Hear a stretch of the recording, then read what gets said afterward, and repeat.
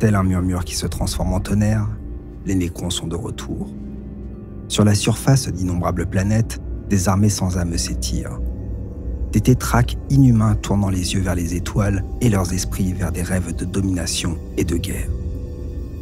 Pendant 60 millions d'années, les Nécrons ont dormi, dans des mondes nécropoles remplis d'armées et de machines de guerre en sommeil. À présent, ils s'éveillent, comme s'ils sortaient d'un cauchemar partiellement mémorisé, et la galaxie tressaille à l'idée de leur retour. Des légions patinées émergent de cryptes forteresses dans la lumière mourante du 41e millénaire, telle une mer d'acier reflétant les décharges énergétiques de machines de guerre ésotériques. Des nuées de scarabées de métal, des horreurs affublées de cerfs et des assassins spectraux les accompagnent. Leurs esprits étrangers braqués sur un seul but, reconquérir les étoiles. Toutefois, le passage du temps a meurtri les Nécrons d'une manière inaccessible à leurs anciens ennemis. Ce qui était jadis un réseau galactique de dynasties sur lequel veillait le roi silencieux est désormais un chapelet de domaines isolés. Des mondes nécropoles entiers ont été perdus, leurs systèmes stellaires consumés par des catastrophes célestes ou pillés par de jeunes races. D'autres ont subi des avaries, les mains glaciales de l'entropie détruisant des systèmes vitaux et condamnant les habitants à un sommeil éternel. Même les mondes nécropoles qui se sont réveillés portent des stigmates. L'esprit des tétraques est plus atteint, souvent affecté de folie pure. Leur personnalité a été dénaturée par des millénaires de stase et ils poursuivent leurs objectifs viciés pour le malheur de tous ceux qu'ils croisent. Pourtant, beaucoup de mondes nécropoles ont traversé les ravages du temps.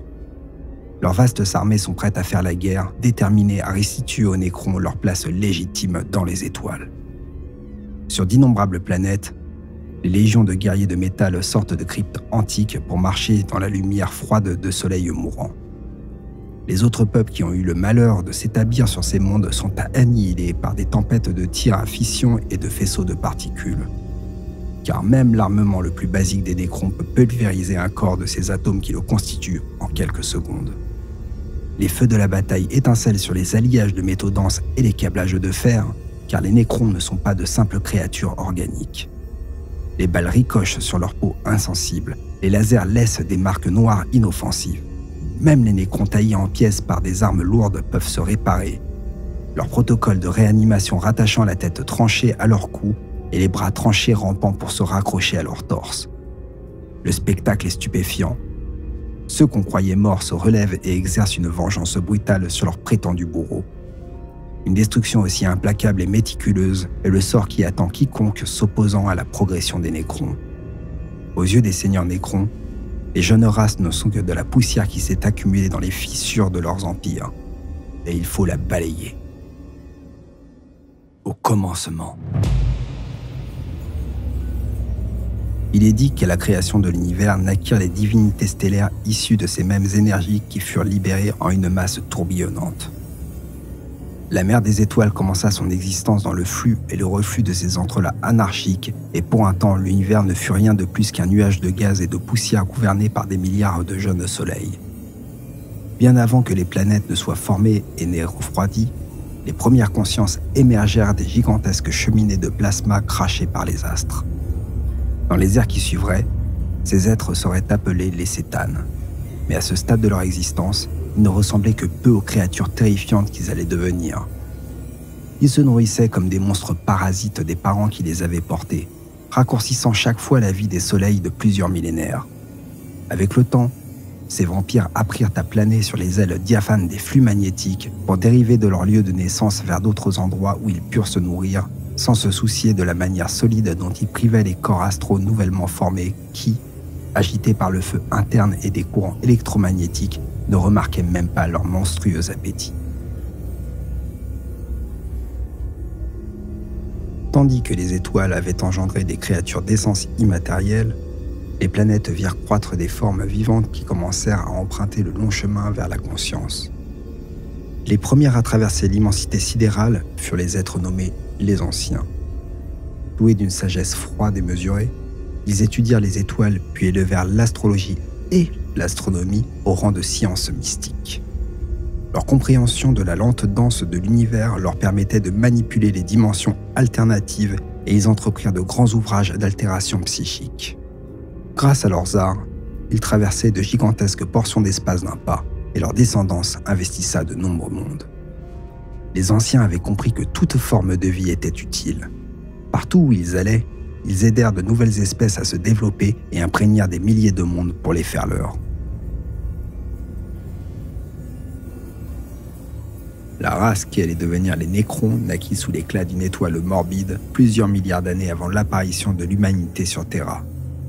Assaillis sans cesse par les vents solaires et des tempêtes de radiation, les Nécrontyres, alors créatures de chair et de sang, devinrent une race obsédée par la mort dont l'espérance de vie limitée était ponctuée par le malheur et la souffrance.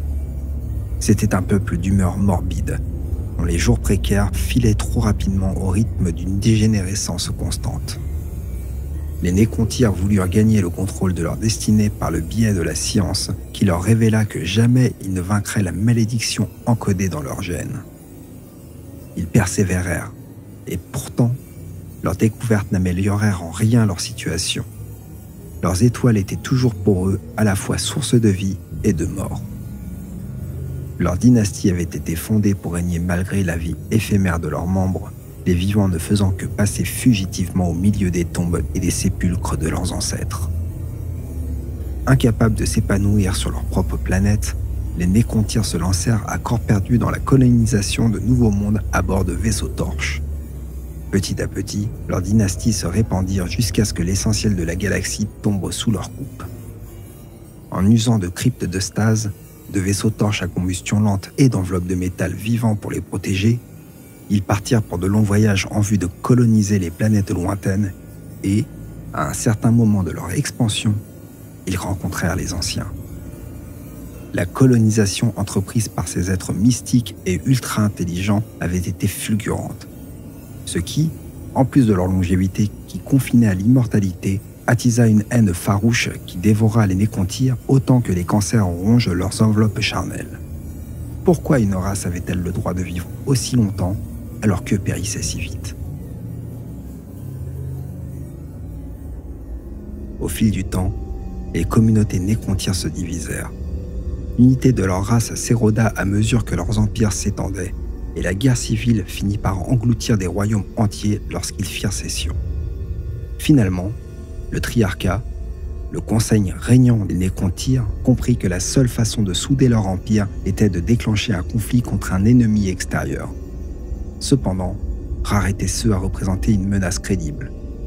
Seuls les anciens, la toute première race douée de conscience apparue dans la galaxie, étaient suffisamment puissantes pour obliger les Nécrontyres à s'unir afin de les affronter. L'excuse pour déclarer cette guerre était simple à trouver, car les Nécrontyres en avaient toujours voulu aux anciens de refuser de partager avec eux le secret de la vie éternelle. C'est ainsi que le Triarcat leur déclara la guerre et offrit dans le même temps l'amnistie aux dynasties renégates qui acceptaient de retourner dans son giron. Attirés par la promesse d'un butin inimaginable et de l'ascension à l'immortalité, les royaumes séparatistes renoncèrent à leur rébellion et se joignirent à la guerre céleste. Le récit des terribles campagnes militaires qui s'ensuivraient pourrait remplir tous les tomes d'une bibliothèque. Mais sa conclusion fut simple et inéluctable. Les Nécrontyres ne pouvaient l'emporter. Malgré le nombre de leurs soldats et leur technologie, ils étaient constamment mis en échec par les anciens et leurs portails sur la toile. En l'espace de quelques siècles, les Nécrontyres furent repoussés aux confins de la galaxie jusqu'à n'être plus que pour leurs adversaires qu'un problème mineur limité à quelques mondes isolés.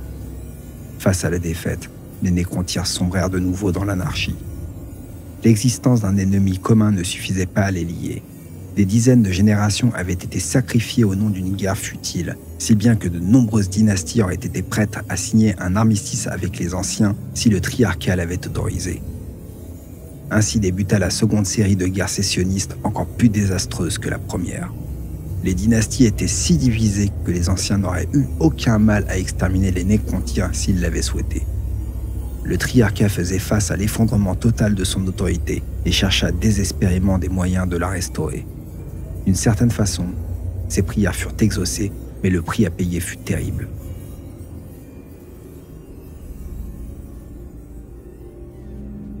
Ce fut au cours du règne de Zarek que les énergies divines connues sous le nom de Cétane se manifestèrent pour la première fois auprès des Nécrontyres même si nul ne sait exactement de quelle façon.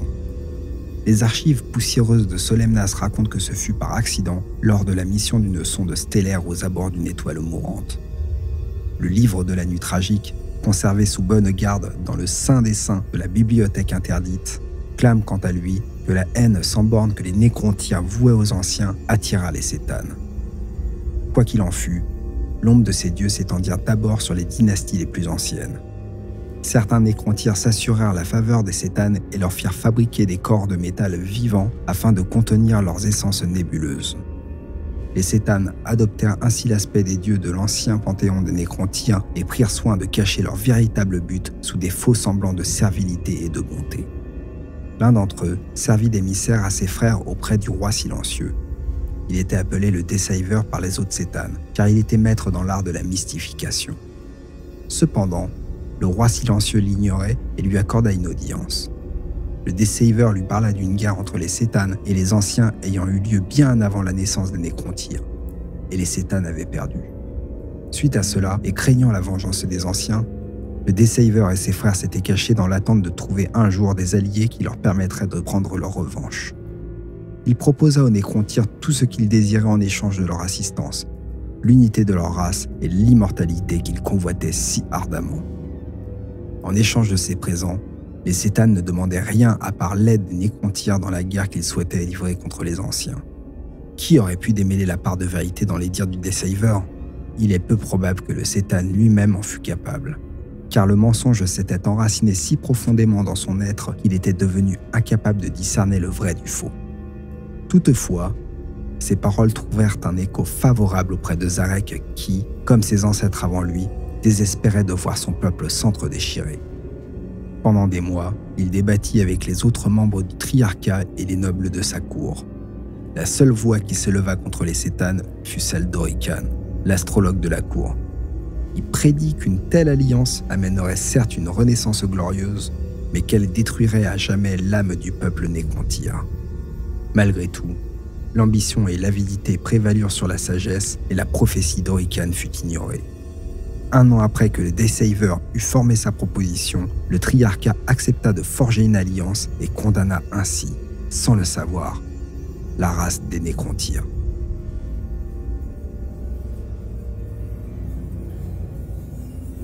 Une fois le pacte scellé entre les Nécrons et les Cétanes, ces derniers révélèrent à leurs alliés la forme qu'allait prendre leur immortalité et commencèrent le processus de biotransfert. Des biofourneaux colossaux brûlèrent jour et nuit afin de consumer les corps frêles des nécrontyres et les remplacer par de robustes carcasses de métal vivant. Au milieu du vacarme des immenses machines, les Cétanes allaient et venaient en buvant les énergies vitales dégagées par la destruction des enveloppes charnelles des nécrontyres. Lorsque Zarek vit les Cétanes se nourrir de l'essence de son peuple, il réalisa l'erreur qu'il avait commise. Certes, d'une certaine façon, son nouveau corps lui donnait une vigueur et une force qu'il n'avait plus ressentie depuis des décennies et le mettait définitivement à l'abri des dangers qui guettent un organisme de chair et de sang. Ses pensées étaient également plus claires et plus acérées qu'elles ne l'avaient jamais été. Cependant, son esprit faisait face dans le même temps à un vide insondable qui défiait toute compréhension. Il comprit en cet instant que le prix de l'immortalité avait été la perte de son âme. Le roi silencieux ne pouvait qu'observer impuissant le destin vers lequel il avait mené son peuple. Les nécrontyres venaient de disparaître pour céder la place aux nécrons dénués d'âme. Même si le coût fut exorbitant, le biotransfert avait bel et bien tenu les promesses des Cétanes. Même le plus humble nécrontyre reçut le don d'immortalité. L'âge et les radiations n'avaient plus de prise sur son corps et seules les plus terribles blessures pouvaient le détruire définitivement. De même, les nécrons étaient plus soudés que les nécrontyres ne l'avaient jamais été, même si cela était dû davantage à la tyrannie qu'au bon vouloir des nécrons eux-mêmes. Le processus de biotransfert avait implanté dans leurs esprits le protocole d'obéissance, ce qui octroyait à Zarek le contrôle total sur ces sujets. Au début, ce dernier accueillit cette nouvelle autorité avec soulagement, lui offrant un répit suite au chaos des années précédentes. Toutefois, au fil du temps, le poids du commandement pesa de plus en plus lourd sur ses épaules. Bien qu'il n'osât jamais annuler le protocole d'obéissance de peur que ses sujets ne se retournent contre lui afin de se venger de la malédiction qu'il leur avait involontairement jetée.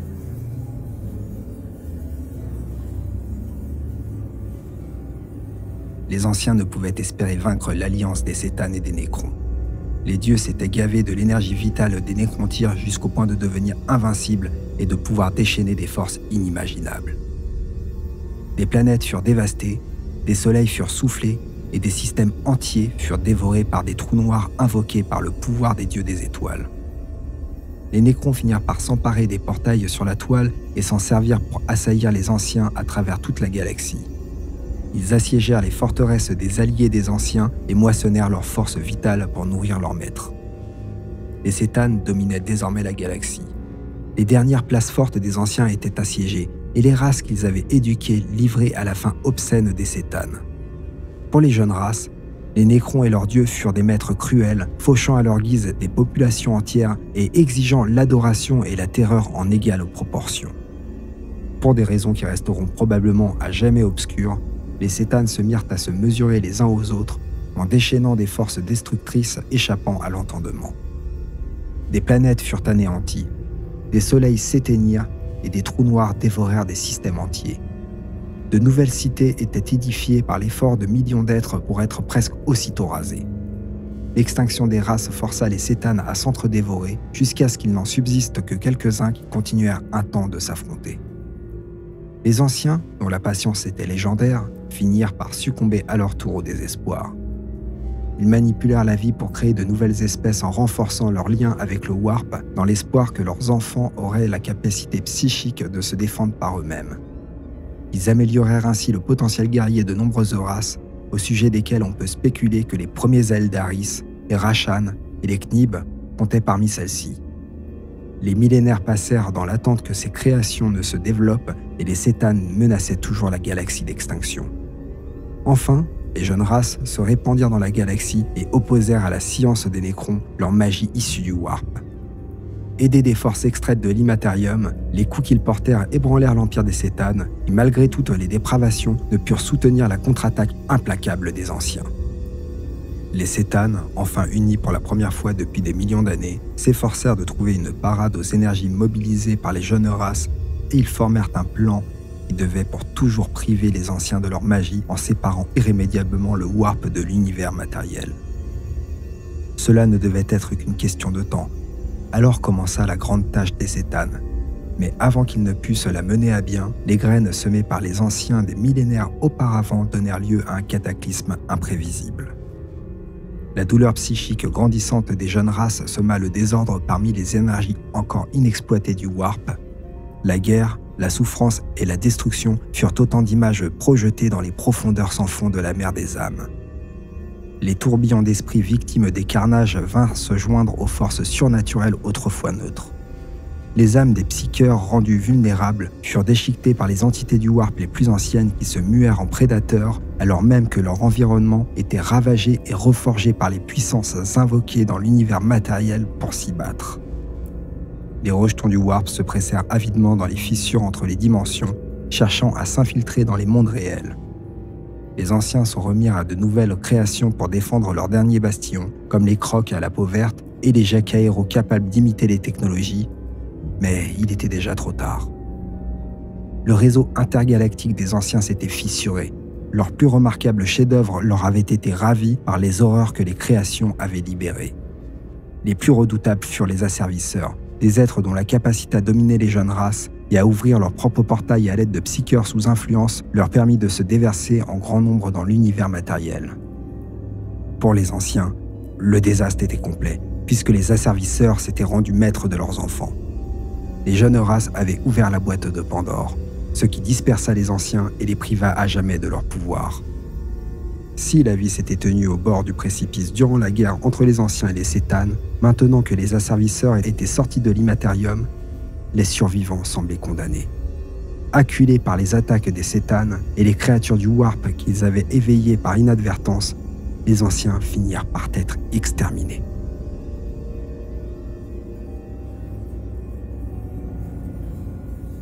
Au cours du dernier acte de la guerre céleste, Zarek guetta le moment où les Cétanes seraient vulnérables. Même si la totalité de la race des Nécrons était à ses ordres, il ne pouvait espérer vaincre les dieux tant qu'ils étaient au sommet de leur puissance, et même s'il y était parvenu, il aurait dû ensuite affronter seuls les anciens. Il attendit donc que ces derniers fussent annihilés pour se venger des Cétanes et du sort qu'ils avaient fait subir à son peuple. Ainsi, lorsque les dieux des étoiles l'emportèrent, leur triomphe fut de courte durée.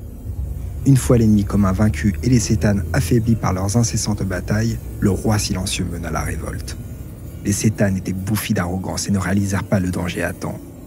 Les Nécrons canalisèrent les énergies de l'univers dans des armes si redoutables que les dieux eux-mêmes ne pouvaient y résister. Hélas, les Cétanes étaient des êtres immortels engendrés par les étoiles, des portions de la trame de l'univers, et ne pouvaient donc pas être détruits définitivement. Au lieu de cela, chaque Cétane fut pulvérisé dans des milliers de fragments. Néanmoins, cela ne suffisait pas au roi silencieux. Il savait qu'il était vain de vouloir faire disparaître ses dieux et avait donc échafaudé un plan. Chaque écharde allait être enfermée dans un hypercube labyrinthique, comme un génie dans une lampe magique. La victoire fut amère, car des millions de Nécrons et les 2 Phaérons qui régnaient aux côtés du roi silencieux avaient été tués. Cependant, les Nécrons étaient de nouveau maîtres de leur destin.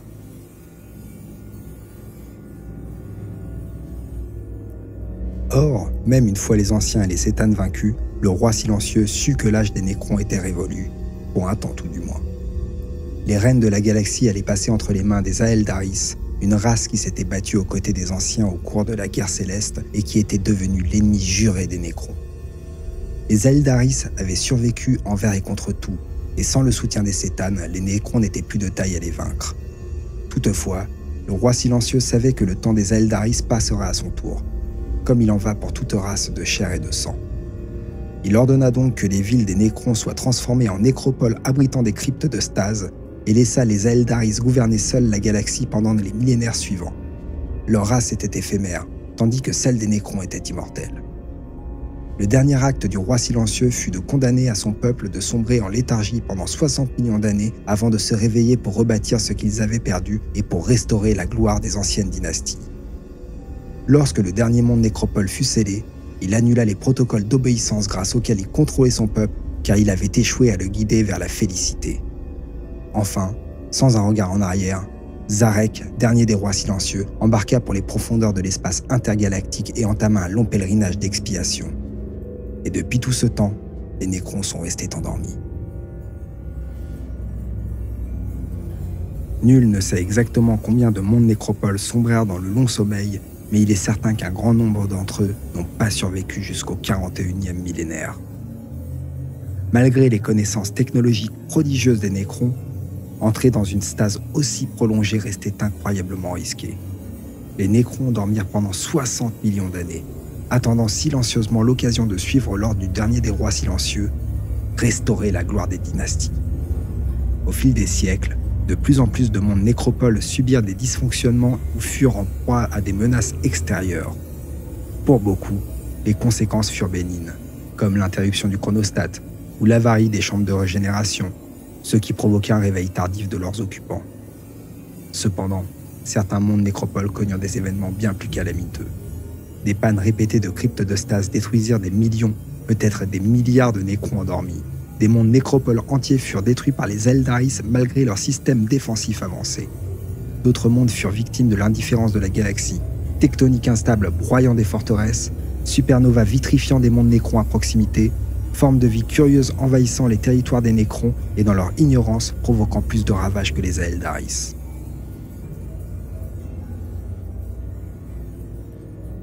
Malgré sa précision, l'éveil s'est tout de même étalé pour l'instant sur des milliers d'années, comme si la race des Nécrons était un dormeur ayant du mal à sortir de sa torpeur.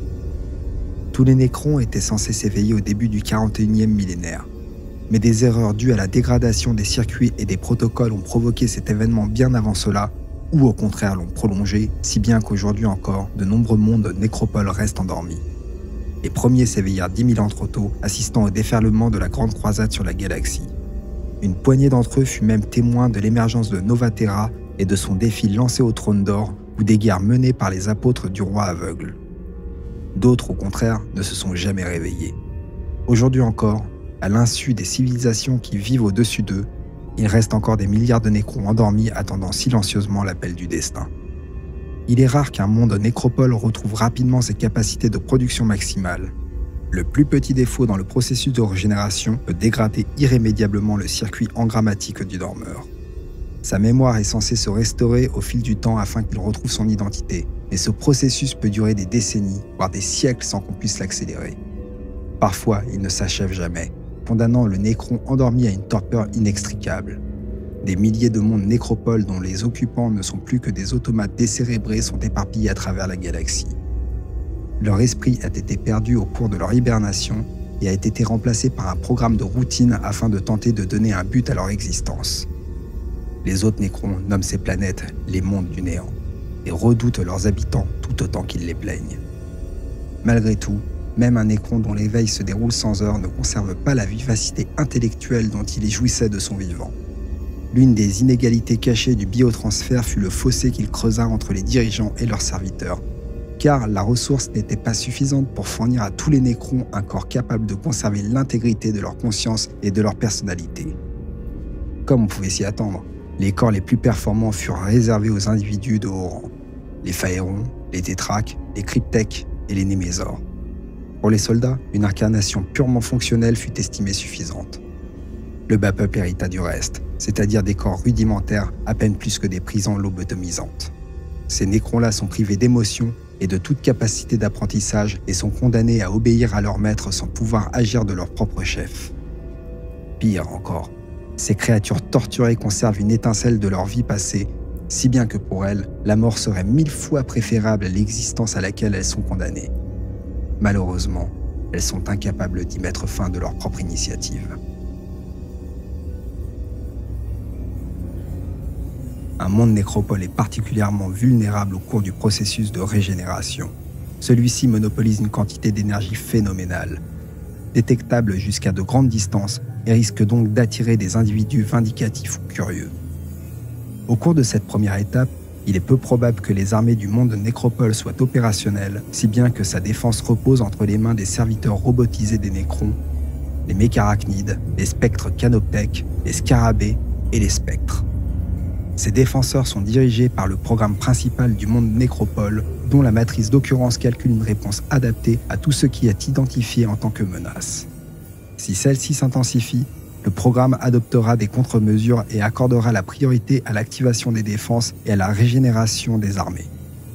Normalement, si tout se passe bien, les actions choisies par le programme principal suffisent à éliminer la menace, ou tout au moins à la repousser le temps d'éveiller les premières légions. Dès cet instant, le programme du monde nécropole passe la main aux nobles. Lorsqu'une vaste concentration de population d'une jeune race évolue ou s'étend aux abords d'un monde nécropole, le programme fouille ses archives et ses armureries pour mener une défense agressive. Ces mondes nécropoles sont ceux qui ont étendu le plus rapidement leur sphère d'influence, car leurs dirigeants se sont éveillés pour trouver leurs armées déjà parées au combat. D'ailleurs, la vitesse à laquelle un grand nombre de mondes élémentaires de la dynastie Sotek ont reconquis leur domaine est due à la présence de colonies Ulumeati établies sur les dites planètes à la fin du 39e millénaire. Pour un observateur extérieur, le comportement d'un monde nécropole tout juste éveillé peut paraître incompréhensible au plus haut point. Certains seigneurs nécrons envoient des émissaires sur les planètes voisines afin de demander la restitution d'artefacts ou d'anciens territoires, ou les charges de partir à la recherche de mondes nécropoles lointains encore endormis. D'autres se plongent dans l'introversion et évitent tout contact avec les races extérieures pour se concentrer sur la politique et rétablir les infrastructures de leur planète. Toutefois, la vaste majorité des mondes nécropoles adoptent une stratégie plus agressive, en organisant des raids, des invasions planétaires ou des génocides. Il reste néanmoins difficile d'évaluer leur amplitude. Parfois, les nécrons mènent une guerre en bonne et due forme, et appliquent rigoureusement le code d'honneur. D'autres fois, ils n'hésitent pas à utiliser les tactiques les plus sournoises, comme la piraterie, la propagande, l'assassinat et la subordination. Il arrive aussi que leur campagne militaire s'assimile principalement à un processus d'extermination systématique des autres races. Pourtant, ces stratégies servent le même but à long terme, la résurrection du pouvoir des dynasties. Cependant, la disparition du triarcat et le fait que la majorité des mondes nécropoles soient endormis ou aient été anéantis empêche toute forme de coordination à l'échelle galactique afin d'assurer l'hégémonie de la race des nécrons. Au lieu de cela, chaque monde nécropole poursuit ses objectifs de la façon qu'il juge de mieux adaptée. Pour certains, il s'agit de la domination des races voisines et de l'instauration d'un règne de terreur. D'autres font de la récupération de trésors culturels ou de l'accumulation de matières premières un objectif primordial. Il se peut même qu'ils se lancent à la recherche d'une race dont les corps seraient capables d'accueillir les esprits des nécrons afin de mettre un terme à la malédiction du biotransfert. Cette apothéose, le passage de l'état de machine à celui d'être vivant, est la seule motivation de nombreux nobles, comme elle était celle de l'ultime roi silencieux lorsqu'il donna son dernier ordre à son peuple. D'ailleurs, le départ de ce dernier et la dissolution du triarcat compliquent davantage la tâche des nobles, car leur souverain n'a clairement désigné aucun successeur. Les maîtres de nombreux mondes nécropoles y voient donc là une occasion non seulement de restaurer les dynasties de l'ancien temps, mais surtout de monter rapidement les échelons de la hiérarchie de leur race. Beaucoup de nobles poursuivent ainsi un but égoïste, ce qui rend leurs actions, et donc celles de leur légion, hautement imprévisibles.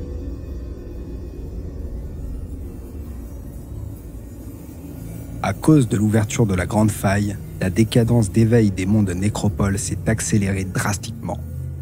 Les sentinelles postées en faction sur les mondes nécrons il y a plusieurs millions d'années ont pu observer la déchirure orale de plans galactiques. Tandis que Protocol pousse ses automates à déclencher le processus de revitalisation et les légions dormant sous le sable se voient à nouveau accorder un simulacre de vie. Les mondes nécropoles récemment éveillés débordent eux aussi des ressources les plus précieuses pour les nécrons, les minéraux et les substances ésotériques nécessaires à leur plus puissante création technomantique. La plus recherchée est la noctilite, connue sous le terme de bagotique impériale de sombre roche. C'est avec cette matière que les nécrons peuvent créer leur vaste zone tétraédrique d'espace stable, des pans de réalité parfaitement ordonnés qui résistent à l'influence corruptrice du chaos. Mais pendant le sommeil des nécrons, d'autres ont été attirés par l'opulence des mondes nécropoles. L'Adeptus Mechanicus en particulier établit de nombreuses carrières sur ces planètes riches en minerais, couvrant leur surface de dômes habitats de roc-béton et d'immenses manufactorums. Les technoprêtres firent d'innombrables expériences dans les sombres roches, et bien qu'ils n'en découvrirent jamais le véritable potentiel, ils en récoltèrent la majeure partie. À présent, les nécrons émergent des fondations de ces colonies. Leurs yeux luisants sont rivés sur les richesses qu'on leur a volées, et ils éradiquent impitoyablement ceux qui ont empiété sur leur domaine sans le savoir.